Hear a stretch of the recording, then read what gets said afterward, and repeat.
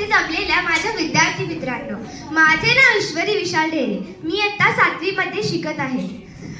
लोकमान्य टिळक हे स्वातंत्र्य लढ्यातील थोर स्वतंत्र वीर होते. समोर अंधार असला तरी अंधारापुढे उजेड आहे असे सांगणारे लोकमान्य टिळक यांच्याविषयी मी आज बोलणार आहे. स्वराज्य हा माझा जन्मसिद्ध हक्क आहे आणि तो मी मिळवणारच अशी सिंहगर्जना करणारे लोकमान्य टिळक यांनी जनतेला स्वतंत्र लढ्याचा मंत्र दिला.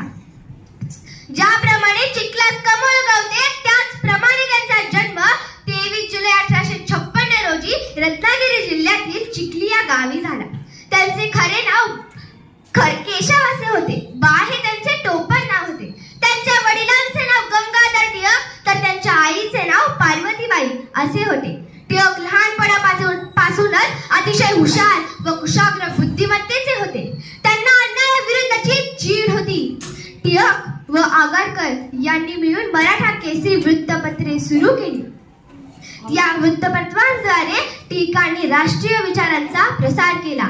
1877 मध्ये त्यांनी पुण्याच्या डेक्कन कॉलेजमधून BA ची पदवी मिळवली. तसेच त्यांनी जनता एकत्र यावी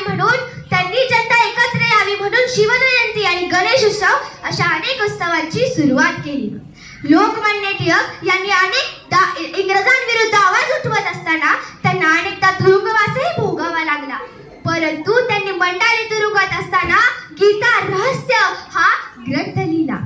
मात्र 1920 साली टिळकांची तब्येत बिघडू लागली आणि 1 ऑगस्ट 1920 साली टिळकांचे निधन झाले आणि अजन्म स्वातंत्र्य सेवेत गर्क असलेला हा तेजस्वी सूर्य कायमचा मावळला. धन्यवाद.